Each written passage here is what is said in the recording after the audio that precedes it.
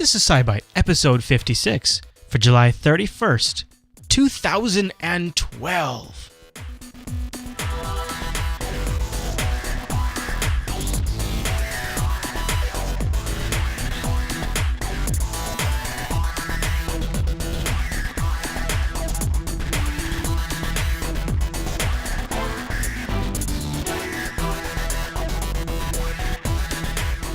Hi everyone, and welcome to SciByte, Jupiter Broadcasting's weekly science podcast that comes out fresh every Wednesday morning over at jupiterbroadcasting.com. Now 56 episodes old. My name is Chris, and joining us like every single week is our host, Heather. Hey there, Heather.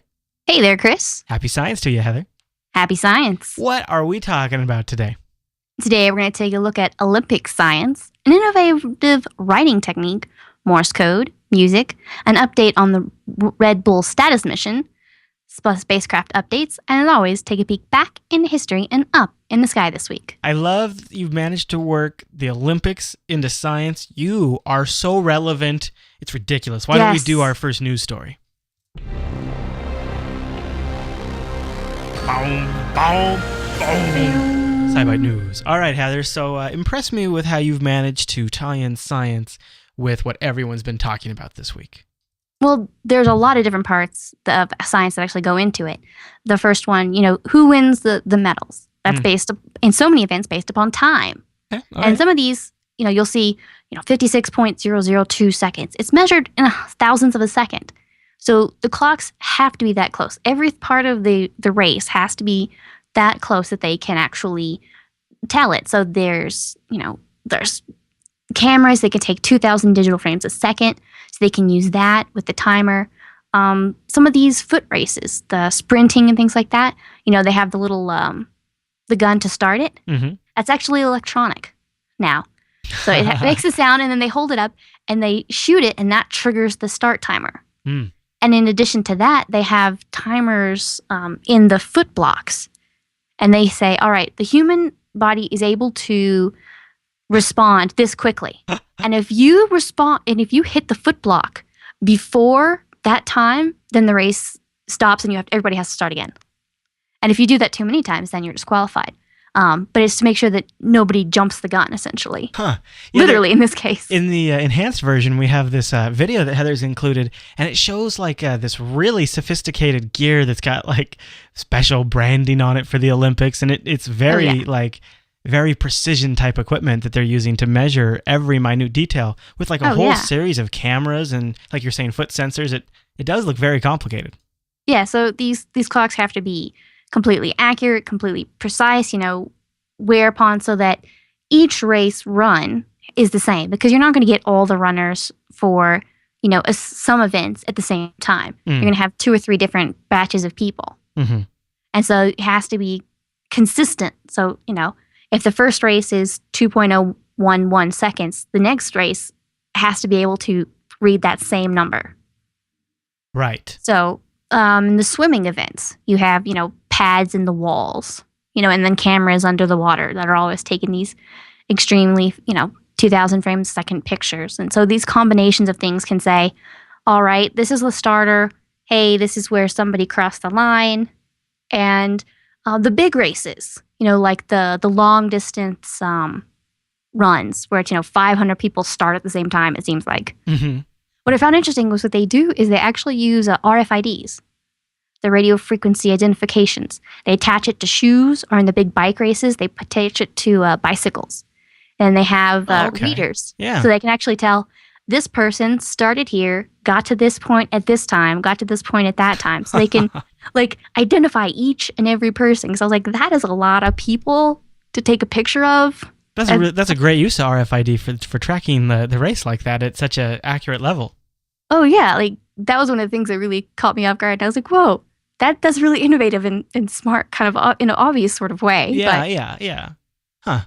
And they have these Omega cameras that they have around here that are doing high frame captures. Oh, yeah. It's like 3-dimensional imaging, is all this kind of stuff. I mean, it makes sense because literally almost the eyes of the world are watching. You don't want to mess up. And the races are so close these days. Right. Then a couple of swimming races today, it's 4 1,000ths of a second separates wow, really? gold from silver. Well, in some of these races, yeah.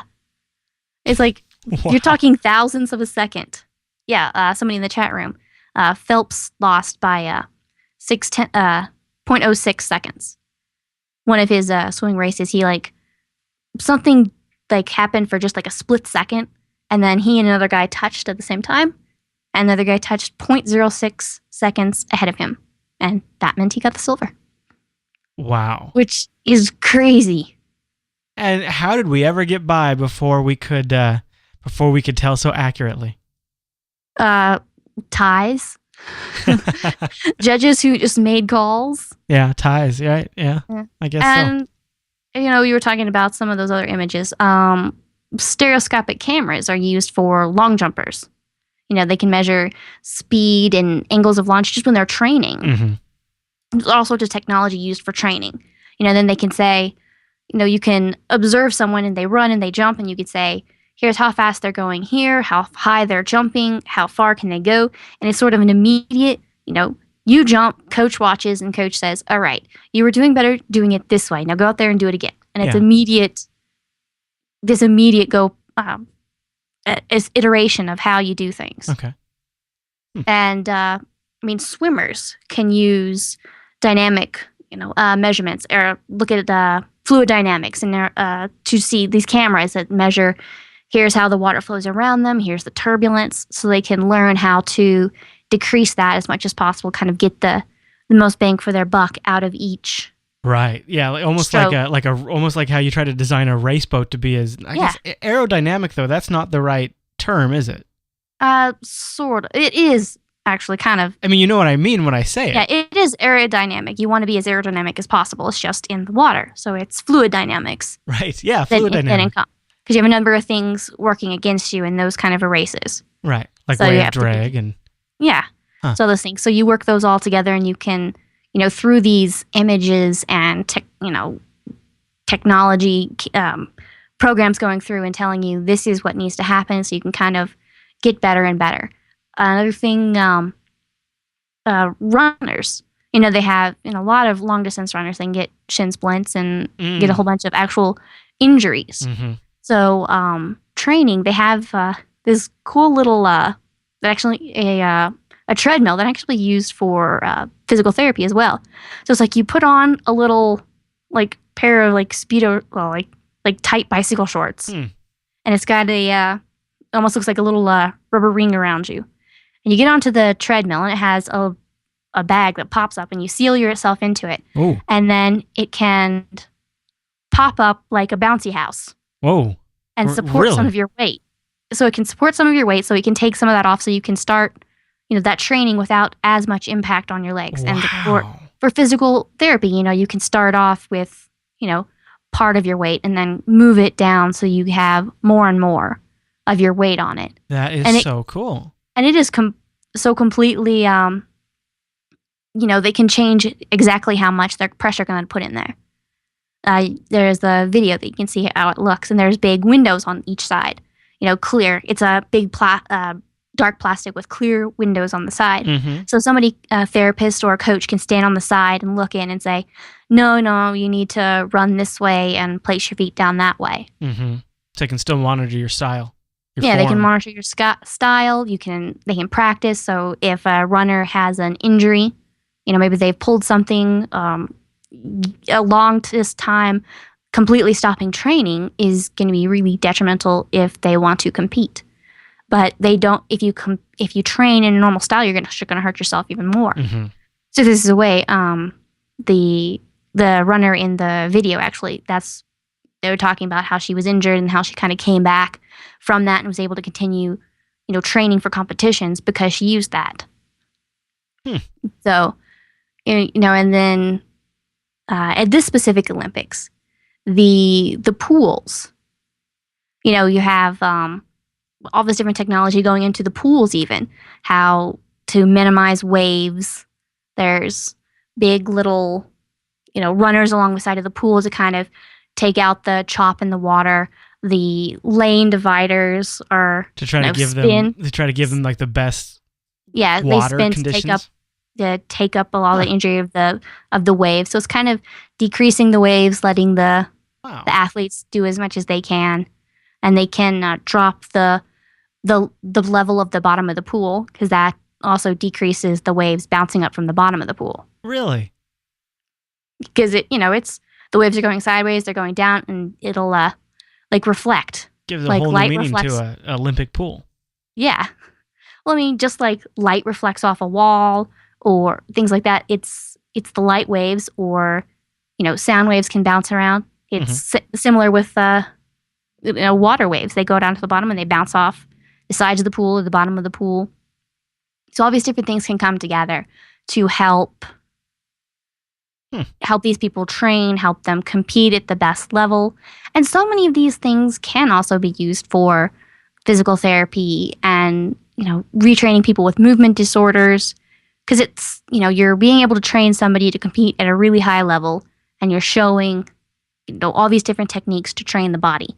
You can take that back to the beginning and say, hey, we can use this same type of technique, they call it the zero gravity treadmill, or, all these different sort of high-speed cameras and tracking things, so that you can look exactly what the body's doing. And they can actually analyze how some of these top athletes, how their bodies do the crazy things that they do, because, there's no way that I watch some of these competitions and my joints hurt. Right. It's like, wow, I could not go out there and even do half that. I couldn't even do half that. Yeah. I mean, my brother competed gymnastics right through college. So he was a competitive gymnast. And watching them, him do the rings and they flip around all the time. And I'm like, I've dislocated both my shoulders like a couple times now. And I'm like, ow, that's amazing. And my shoulders hurt just looking at you. Yeah. But, for these long distance runners and all these kind of things, they can look how their body mechanics work and sort of backtrack that to help other people, those of us who aren't as cool, and the closest thing we can get is cheering, looking at it. What I had somebody say, it's funny how we're all sitting here watching the best of the best athletes compete from our couches. Oh, it's true. It makes me sad, except not all of us have been able to watch it, but I would if I could. I would be sitting comfortably on my couch. I really haven't watched it Maybe yet. with some popcorn and a lot of butter. Of course. Wow. And then there is the opposite side of this technology. The last Olympics, we keep going back to swimming, but they had these new swimsuits, LZR Razor swimsuits from Speedo. And it was like packed full of technology, like woven elastine nylon. It had specific... A Speedo, huh? Well, they were actually like almost full body. They weren't like tiny. These were like arms and full body down to the knees. Okay. And what it was doing is it was sort of adding compression. So it kind of compresses you down so you're a little bit more aerodynamic. And it also added, it almost looked like these little pads across the suit. So it was like letting the water glide just across it. So it's actually kind of giving them a little bit of an edge. I've heard of this, yeah. Yeah, so they actually had to go back and like disqualify that from all major races. What? Well, in the 2008 Olympics, 94% of all swimming races were won by people wearing that. 98% of all the medals won. And 23 out of the 25 world records at those Olympics were broken, all by people wearing the swimsuit. Wow. Well, they sure got a leg up in that one, didn't they? Yeah, by the 2009, 93 world records have been broken by swimmers wearing that race suit. So that prompted like the governing body to go like, all right, we're gonna reevaluate this. And they're like, yeah, you're not allowed to wear that for competitions anymore. Those things are like the bat suit of swimming shorts. Yeah, and so like they went back and they made rules about how much it could cover and the type of fabrics it could be made out of, or nylons it could be made out of, and so women can only get it to cover this part of their body. Men can only wear bottoms. So there's all sorts of different things that also have to go in to make sure technology isn't winning and it is people. I also kind of see it to a certain degree that certain countries are going to be able to have the ability to get all of this technology poured into an athlete and how to better them. And certain other countries are not going to be able to have that. So It's true. to some degree, it gets a little bit more of a playing field there. I mean, there's still going to be, the training facilities and things like that are still going to be in certain places. But it all comes down to you really do want the athlete to win, not the company who makes something. It's not Speedo winning. Mm-hmm. You want people to win. Yeah, I do follow you there. That makes sense. And so they just made certain rules about, what it can do and where it can do it. Yeah, that's fair.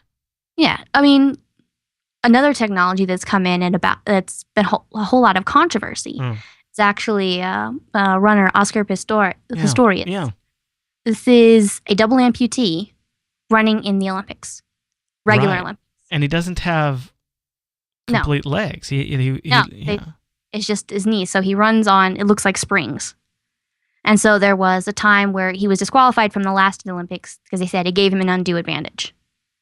And then came back and some scientists and engineers came together and reanalyzed it and said, well, actually, the only bounce he gets from the spring is whatever he pushes into the spring. It's not giving him anything extra. A critical difference. Yeah, it's not giving him anything. It is just what it is. So he's doing that. He has to run differently because, he doesn't have, there's certain muscles that just aren't there. So he has to compensate by, using his muscles differently, swinging his arms extra. And it's funny, you can see he runs in these. And then if you watch him in any race, he'll be walking around afterward like a lot of runners do. He just can't stop. Literally. Those aren't like standing still. He has to kind of move a little bit in them all the time. Really? Because they are for sprinting. Yeah, he really, in one of these video clips, he just pulls ahead, almost like a car hitting the pedal to the metal. I was really impressed with that. My jaw actually dropped. Yeah, that's one of the reasons why it has been such a big deal is because when he's having a good competition day, he is outrunning people. Like, just to see how fast he is running, I'm like, wow, no matter how good his shoes, I'm not going to be running anything like that. No. And he is amazing because it's like he's going to be the first double amputee to ever compete in the Olympics, which, so there's that and be able to be so fast. And this is the sort of technology where, they do have to go in and they say, all right, specific technology to specific technology. This is not giving him an unfair advantage. He may use it to compete. And the swimsuits do give an unfair advantage. So it's all dependent. I guess, just because it's the energy he puts into it, but doesn't he have some advantage in the way that it then returns that energy and it propels him? No, when you're running, you're forcing your leg down, pushing against the earth to go forward. That's essentially all he's being able to do. It's working in the same way. It's in physics, potential and kinetic energy. Mm-hmm. So Julio in the chat room says, where do you draw the line? That's where some of these governing bodies are going to, and they're watching and they're saying, okay, well, in the last Olympics, they did let that LZR swimsuit in. So then they saw it and they went, oh, wait, let's reevaluate this. So and he was going to compete in the last Olympics, and they went and they said no. True. So it's looking at each piece of new technology, because there is no way to say this is going to work for the next Olympics. These specific rules, because that's 4 years from now. Goodness only knows what kind of technology, is going to be built, is going to be changed. Boy, he really is a machine, though. Yeah. He's an amazing athlete. Yeah. That was one time that I would definitely point out, a specific athlete for this type of technology. Wow, he can book. He looks like he's doing 20 miles per hour, I swear. That's just something. That is just really something. Yeah. Incredible. And it's always things coming together and deciding, at each game to each game or each competition, world events, world competitions each year. You have to go through and you have to have a governing body saying, this is looking at sometimes this piece of technology is okay, this piece of technology isn't. We're going to reevaluate in a year. So there's a lot of different things going on. one place that they're not going to really draw a line on is, safety. Mm. Various headgear. There's Mm-hmm. a lot of different sports where your head is in danger in various degrees. Very true. Like, turns out most of them. Oh, quite a bit of them. Yes. I mean, and each specific event needs a different type of helmet. Mm. I mean, the acquisition races are events where, you're riding on a horse. You need a specific helmet to be able to take that fall. Or on a bike race, you need a specific helmet. Or, it's these where do you need something that's a hard hit or something like one of the boxing or something where there's a lot of hitting to the head. It needs to be a little softer and more flexible. How much flex and what kind of foams and where. Mm. So it's a very specific, almost engineering analysis here again to say, okay, these are the type of falls and events that we need to protect the head from. Now, what do we do to do that? And then they can go through and they can, put them together or analyze the different pieces in the video that's in the, I don't know, if, in the chat. You can actually see where they pull out a piece of material and they put it down and it'll drop a weight on it. Mm-hmm. And it's a stress test. And then they can do that and they can take it out and they can analyze it with, scanning electron microscopes even to kind of see exactly how things are shattering. So they can say, okay, this needs to be a little bit done differently. This is okay. So in this case, all the technology is getting, as advanced as possible. You want to put everything you can into, protecting the athlete. So that is really good. And then you can also backtrack that to, those technologies whittle down to my local bike shop so that, when I fall, not if, but when I fall, my head is protected to whatever. And it makes sense, right? Because the companies they work, they figure this out, they do all this study, and then they can turn around and hopefully make a little bit money back by selling it in the mass market and taking what they've learned and profiting from that. And it's interesting to see how even in 2012, they're still heavily iterating on all of this stuff. Oh, yes. Well, I mean, as we go forward, we have new fabrics, new materials. Mm-hmm, mm-hmm. And lighter stuff, like you were saying, which is always huge for an athlete. Oh, yeah, lighter I would imagine. Stuff. I'm usually sitting, so I'm not sure. It's okay. I'm assuming this, too. Yeah. And then you have all this better equipment and better computer analysis going on. So you have all these different things. These programs are getting smarter and smarter. These materials, all these things come together so that, you're protecting people as much as possible. Of course, you're going to have a brand name on it saying, hey, look, that company just protected the brain of my team. Right. That Speedo was close to my favorite Olympic athletes. Oh, my gosh. Speedo won the Olympics. That's where I was going with that. Oh, right. Yeah. Right. Yeah. Exactly. That's what I meant too. Yeah. And then even, less known, the Paralympics. A lot of technology can go into that. I mean, wheelchairs, not just, wheelchairs. There is a different wheelchair for every type of sport. Yeah. You have ones that are specific for racing, they've got like, rugby almost and basketball. So in basketball, there's different positions need different bikes, in wheelchairs. So it's all these different ways of how they need to handle. Do they need to not be able to tip over? Do they need to move a corner on a dime? So there's technologies in practically every piece of equipment for Olympics, Paralympics, that's used. You want to have all the technology to get in there to be able to judge people, in the most interpreted, unbiased as possible. Sound. Yeah, in the most, exactly. Yeah. Heather has over at science360.gov, link in the show notes to that. There are tons of really cool behind-the-scenes videos. I was previewing clips from a few of them, but I didn't even play half of them. So there's there's so many. Yeah, and you get to hear the commentary and all that stuff if you go watch them. And they're free up, and I guess it's a .gov site. So there you go. Yeah. Yeah, so that's pretty. Any other thoughts on that one?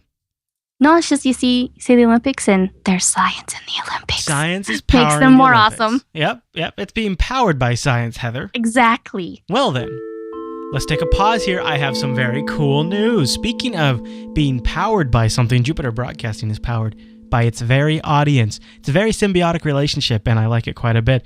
And I have very, very, very good news.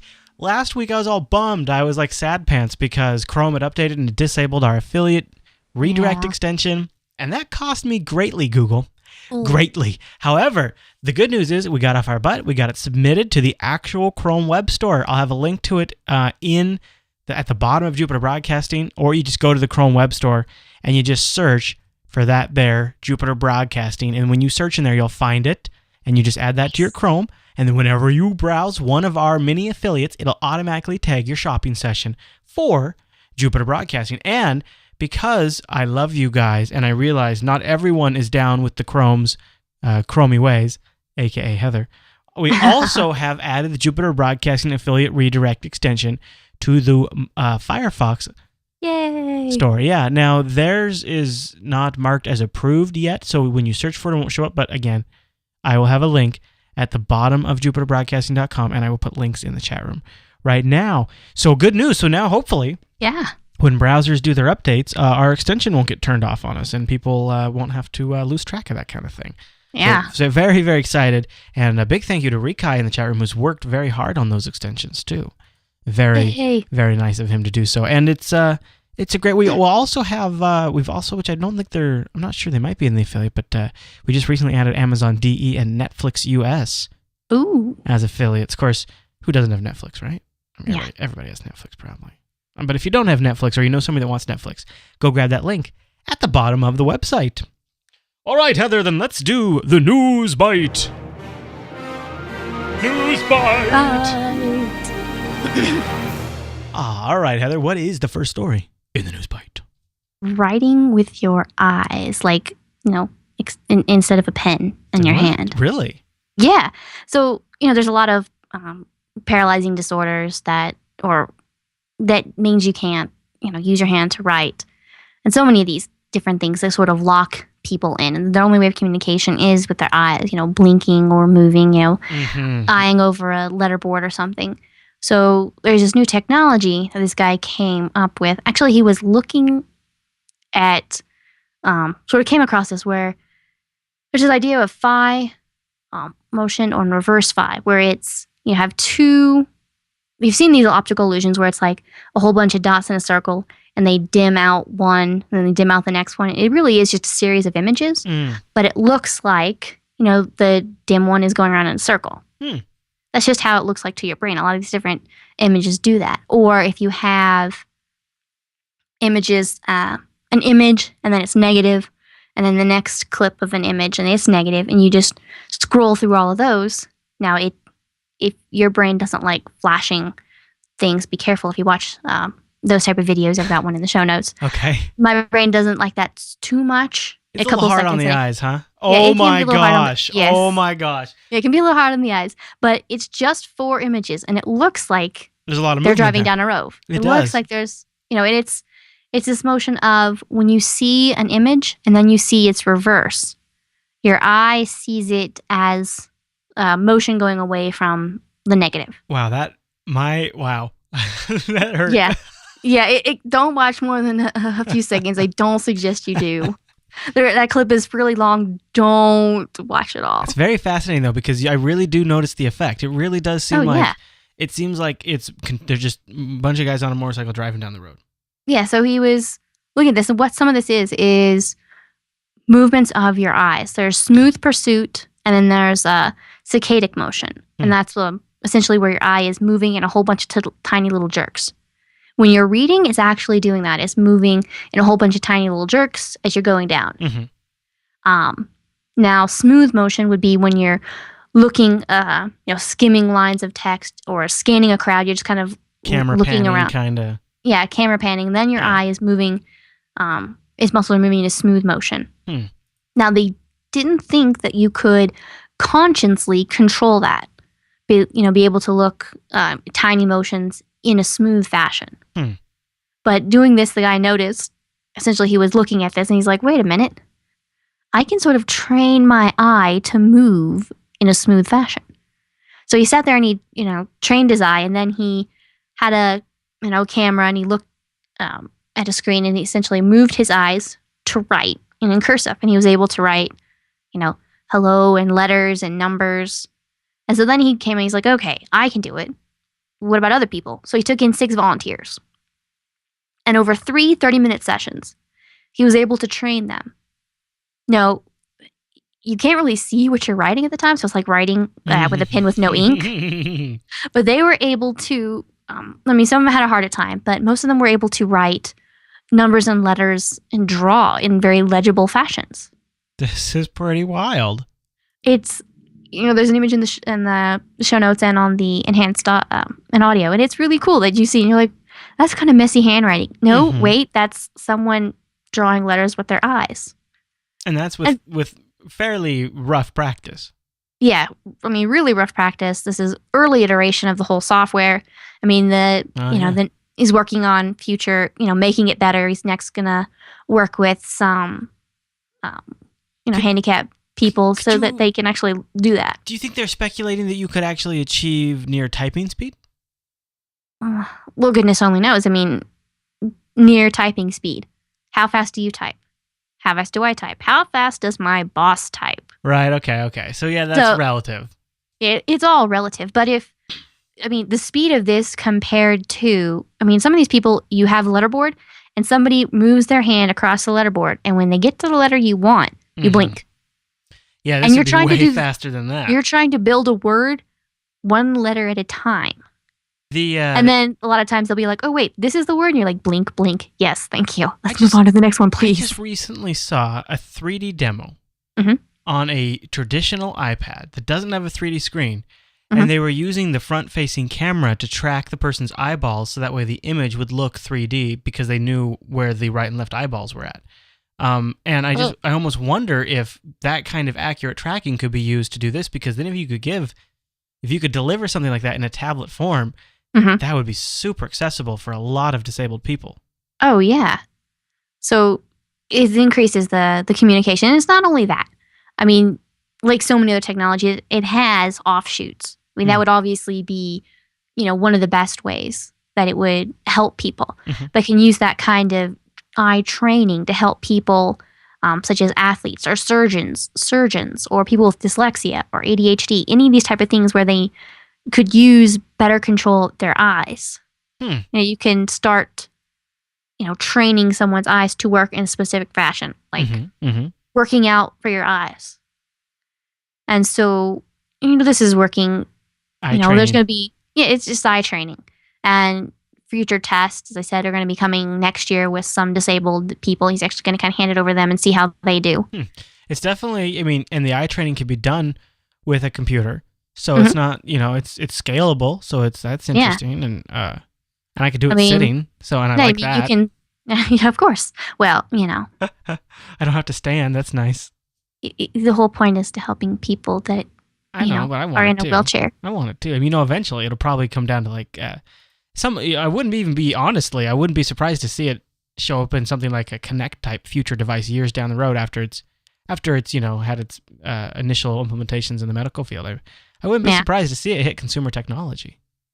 Well, yeah, eventually that you go here. Oh man, let's see. The kind of coordination it would take to be typing a note at work and then like moving your eyes to chat with your friends. Right. So there's like no super multitasking. Wow. You're like, and then suddenly, you're like, hey dude, let's go to the movies in the middle of your memo to your boss, and I probably should stick one to the other. The the Samsung Galaxy S2, I think it's the S2. One of the new Samsung Galaxy phones does eye tracking with its front-facing camera and doesn't turn off the screen when you're looking at it.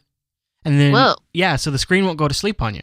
So if you're reading something for a while, like a book or something on the screen, it'll stay on, and when you look off, then it starts the sleep timer and it'll turn off after a bit. Wow. Isn't that crazy? So it's starting to get, it's getting out there in different ways. Just different vendors are working out in different capacities. All right. Well, any other thoughts on that one? No, I think that's about it. Just the technology is coming forward with being able to do things with your eyes. No kidding. All right, then let's move into the 2-Byte News. The 2-Byte News. 2-Byte News. It's retro, so it sounds official. Thinks it's super sciencey. Wait, news. I don't know. It's weird. The lyrics, they seem like they change every episode. I don't. Well, of course. All right, what's the first story in the 2-byte news? All right. We're going to see some Morse code in space. Like, whoa. Literal, like written in like light that you can see. So there's these cubesats. Essentially, it's little satellites, 10 centimeter cube, about a little under 3 pounds. And you put these up, and then they are able to go out and orbit. These just these little things, so it's pretty cheap to put out. And so there's one that has, an antenna and has a couple of really bright LED lights. And now, am I showing the right thing here in this? Yes. So yes, you are. So these are about the size of, I don't know, a tissue box almost, like a Kleenex tissue box, right? I mean, they're very small. Oh, yeah. And the one that's talking about is they're kind of seeing how well they can do high-speed transmissions. And so they're going to be able to send a JPEG, a 480 by 640 within 6 seconds. And then they're also going to write messages in the sky. So they're going to have a beacon signal. And they're going to have some data that's being taken. And the image is all going to coordinate together. So it'll flash, in Morse code, hi. Then it's going to send the image, and then it's going to Morse code out some telemetry. So just so I have the understanding, they're actually sending this up into space. Yes. And they're deploying this fairly impressive system into space. Yeah. And then it's going to drop these things back down into the atmosphere.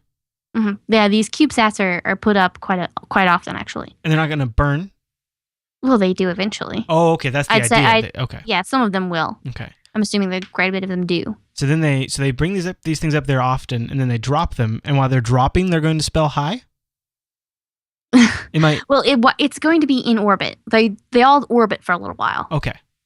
So it's going to be in orbit, and it's going to send out the Morse code hi. Then it's going to send out certain amounts of telemetry. So it's like this one, speed is this, power is that. All these type of things going on. Now, this is not a U.S. Satellite. This is Korean, I believe. Oh, okay. But I'm fascinated by it. So these are like little disposable research boxes. Yeah, the CubeSat itself seems old hat to me because I've known about them for a long time. Colleges can get together, universities or colleges get together, and they put it. If you can get whatever you want in this little box. Okay, yeah. And then you pay. Essentially, you pay a rider's fee. You're getting onto the bus. You get a bus ticket. You want a rocket into space all by yourself? That is a big ticket item. Now, if everybody can pay for a passenger seat on that, right, it makes it a lot easier. I mean, if you're putting up a big satellite, there's going to be some room for a handful of these probably. So then you can sell off a little bit of the extra weight space, to other people. And you can have little neodymium magnets, so it always stays at a specific, pointed to the North Pole. Oh, really? Interesting. So that is really neat because they don't have any motors, any engines, I guess I should say. They don't have no thrust. No, absolutely none. Just the orbit of whatever they got when they were released. And then if they have that magnet in there, they can kind of pull them in a certain alignment. Well, it just aligns them. Yeah. That is so neat. Vietnam. Do you know what kind of things that are common inside a crate this size? Because again, it's about the size of a tissue box. It's not very big. It can vary. I mean, literally. Some of them will have, most of them will have some solar panels on at least one side. Some of them will have almost like little tails to transmit data. The inside is pretty much anything beyond that is as different as it can be. There's going to be probably a motherboard of some sort, sensors of some sort, solar panels to take in energy, some sort of battery pack, and a way to transmit data. Anything beyond that is whatever you can dream up and have the money to send up. I would put up a podcast episodes and then let them just fall back to Earth, and then that's how people would get them. Instead of downloading them, they would just they'd fall in your backyard. Oh, okay. Well, hopefully not fall, just transmit. Right. Yeah, I gotta get That's how around you're gonna, that. You'll put like a best of selection and like put it on one of these and like blow it up, get it up there, and then that'll be like huge, advertising, be like, hey. Right, yeah. I mean, definitely when a podcaster destroyed an audience member's home today. I mean, I could see that headline. That's probably not a good headline. I doubt it will survive re-entry. Yeah. And like most things, it will fall in the ocean. So you're saying it would kill my stats. That's what you're saying, is it? Because if it burned up in the atmosphere, it's not gonna get me very far. Well, I guess the point would be to advertise that way. Be like, hey, everyone, come over here and watch. I like the way you think, Heather. I don't know. The interesting part of this was that with a pair of binoculars or small telescope, theoretically, even perhaps they say with the naked eye, you'd be able to look up and see the Morse code. So as it's orbiting, you'd be able to dot, dot, dot, dash, dot, dot, dash. That'd be really cool. Yep. Of course, then I get nervous as, an amateur astronomer. I'm like, don't muddle my sky. I don't want to be looking at, some tiny little globular cluster that I'm like, spent like 10 minutes getting my eyes all ready, and I'm looking at it very carefully, and suddenly, wham, giant LED flashes through my sky. That's what you're worried about. My eyeball is blinded for a little while. Only you were worried about that. Not just me. There's going to be other people worried about that too. You know what I'm worried about? I'm worried about all the crazies the next day that'll be on Facebook and Reddit saying they saw the most unbelievable UFO invasion in the sky last night. Aliens talk in Morse code. Right. You heard it here first. There you go. Maybe you never know. Maybe it's really efficient in space. Now, we have a science story in here with a musical variety, don't we? We do. Remember how some people say music isn't like it used to be? It all sounds not alike. As awesome. Actually, there's scientific evidence saying it kind of does. No, really? Because I thought I was just getting older, because I seriously have been thinking that lately. No, there is a 1,000,000-song database online that is, I'm serious, it's not quite 1,000,000 songs, but it's there. The data set is there for people to go and analyze. And so this one group went through, it's over 45,000 artists, 2,000, a little over 2,000 songs, going back from between 55 and 59, 177,000 songs between 2005 to 2009. Okay. So the numbers recently, of course, bigger, because the older songs, it has to be what's there, what's been digitized, and what's been uploaded. So there is some, and then it's the older ones are just the more popular ones that have been digitized. So there's some question about, what are the statistics? But over the most part, they took the analysis of timbre, pitch, and loudness. Timbre is a sound color, they call it, or texture or tone quality. Looking at harmonics, the chords, the melody, the loudness level. So the variety, how many different instruments or craziness was used, that kind of peaked out in the 60s. And then as it's gone forward, we've become more homogenized. There's less diversity in instruments, recording techniques, more. There's less adventurousness from different chords being used. So it's more chords are used. This set of somebody creepy uncle. So like this, for example, let's just say this set of 10 chords is mostly used nowadays. Very few people go outside that boundary. It may not maybe 10, but let's just call it that. And then of course, as most obvious to a lot of people, is that it's been getting louder at a specific rate. It's like, a decibel every year. I forgot what it was, but jeez. So now, do you know? Because to me, as somebody who records audio, yeah, I know that a large range of what we record is completely lost through the compression. So I think that might explain why maybe some things are now kind of more sounding more like, because some things just kind of get lost when you compress, and so many people listen on I mean, everybody listens to MP3s now, so they're sort of targeting that destination, but also the radio. The radio has this same effect with compression on the radio and things like that. That maybe there's just certain things that don't sound very well over radio, so they kind of stopped using them as much to make it sell really well and sound sweet over the air. Yeah. But I mean, like I was mentioning before, there is some question as to, is this actually representative of, various music? Is it being, is it a, as you're saying, is it a combination of that, or what all is going on? But I mean, one thing that was definite is that obviously music is getting louder by a consistent rate. I would say I agree with that, and I would say it does sound a lot alike now, especially if you go for a period of time. It's weird to go back to old radio stations that I used to listen to that are more hippie, or not hippie, but more poppy, I guess, maybe. And it's like, what is this all? And I really can't distinguish any of the songs particularly. And I really, to me, a lot of them really sound like they're the same music. Yeah. I mean, and also think in the 60s, they were using what I see is they're using all sorts of different instruments. It's like everything was thrown into a room and then you just use everything you can. And mostly these days it's piano, strummed instruments, and guitar, bass. So there's a certain number of instruments, and there is some credence to this, saying people are not so interested in being, how much are people being adventurous and how much are people just saying, I need to sell this. I think there's a lot of that. I think so. I need to be. You need to play a little safer. And so to be honest, don't you think that'll just then kind of lead down the road to like a rediscovery, and people because in order to sell, you have to find something new, and the new thing will be playing all the things that aren't being played. It almost seems like it's a cycle.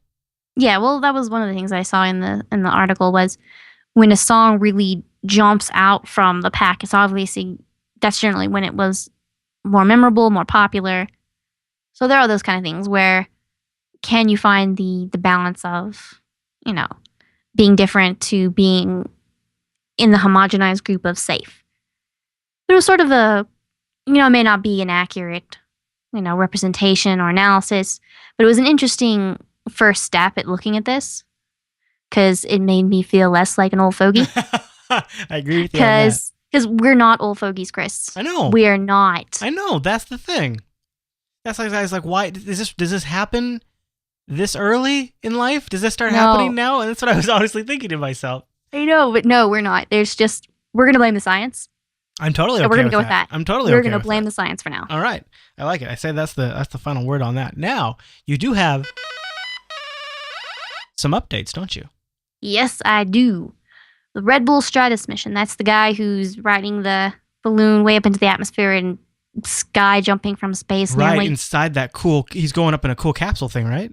Yes. Yeah. Yep. On the 25th of July, just not too long ago, he did his final jump of 120,000 feet. Oh, wow. Well, before that final jump, he made this one he jumped, I'll get to that in just a sec. So, it'd been delayed through a couple times because of bad weather, but they finally got it up. 4 times bigger as the last one. Took 90 minutes to get to the altitude they wanted to get at. Really? Yeah, and there we go. Jumped at a little over 29,000 meters or 96,640 feet. Huh. That is a lot of feet. That is, over seriously. 96,500 feet as he jumped. And this is leading to the 120,000 foot jump. So that's going to be later this year. So this is kind of the final prep, testing of everything. Free falling for nearly 4 minutes. He got to 536 miles an hour. I wonder what goes through the mind when you're doing that for that long, because that's long enough to really freak out if you're not careful. Yeah. Well, for a while, this is cool, this is cool, this is cool. And then at one point, oh, parachute, please work. Oh, parachute, please work. Right. I would assume there'd be that moment of, right.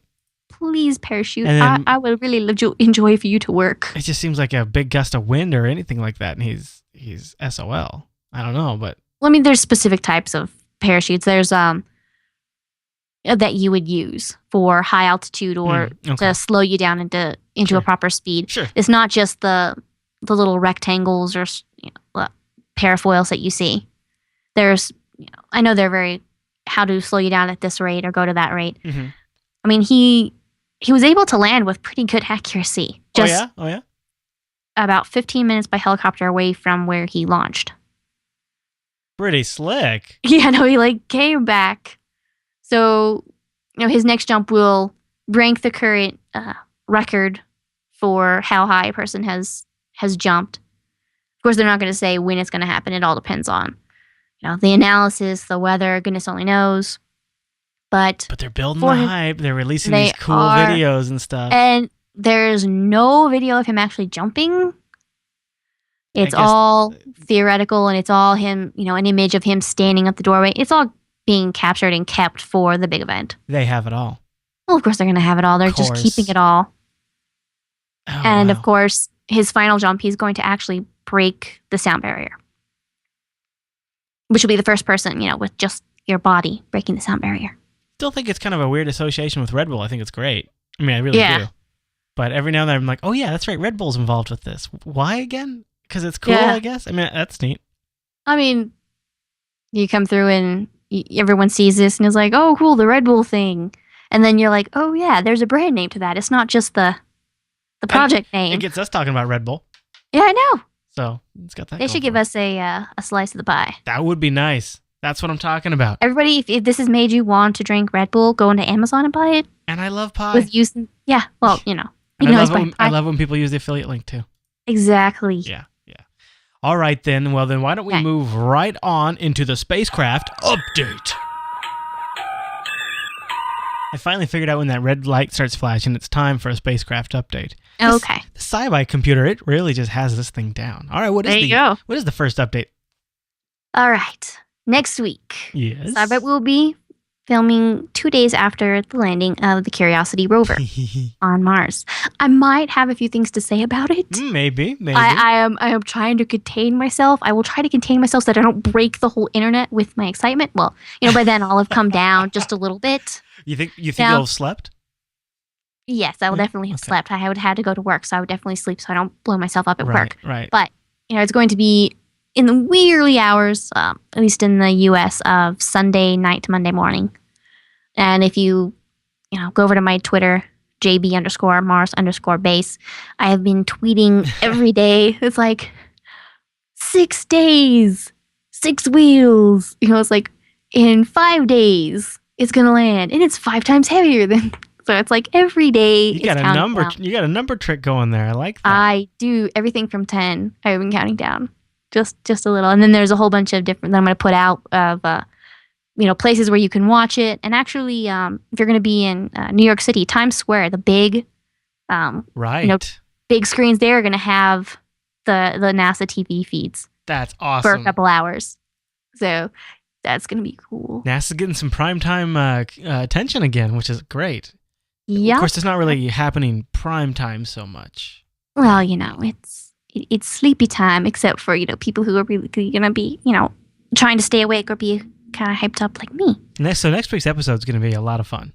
Yes. So where would you recommend somebody like me? I'm going to be all online.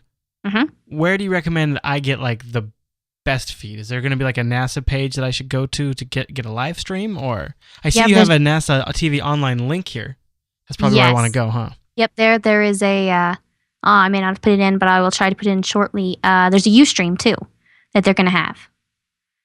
Okay, that's perfect. That'll be perfect. So if you don't want to go there, you can always go to a Ustream also. The NASA TV online. Very nice.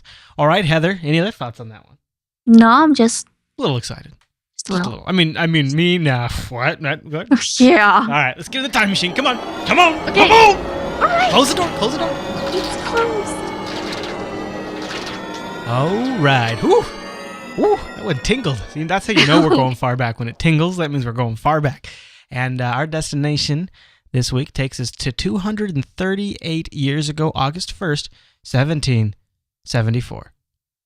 Yes.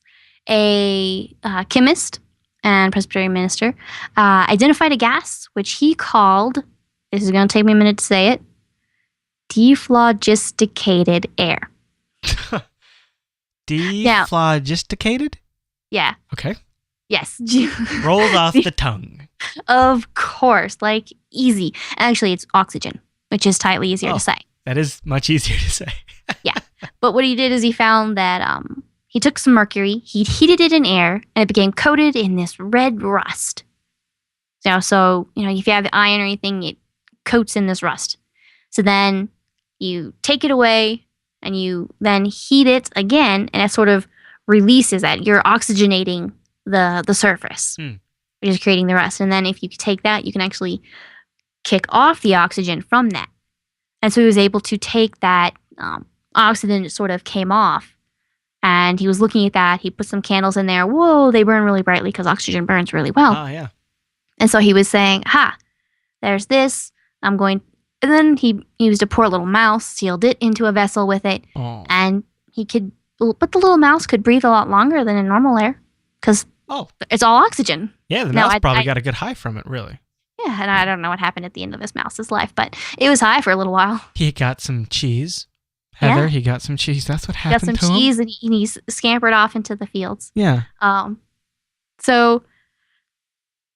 it was interesting because all these different things, and they're able to sort of, all these type of things in science where you see this and you're like, hey, this experiment says this. Cool, there's something here. And then later, you're able to say, oxygenated. Right. Very neat. All right, well, let me recalibrate the science computer so that way we can look up into the sky this week. That's right. On Wednesday, August the 1st, we're going to have the full moon. And just before dawn, you're going to have Jupiter and Venus. Wow. They're going to be in the east. About as far as difference as your pinky finger to your pointer finger if you stretch them out at arm's length. Okay. It's about 14 degrees. Awesome. They're going to be about that far apart from each other.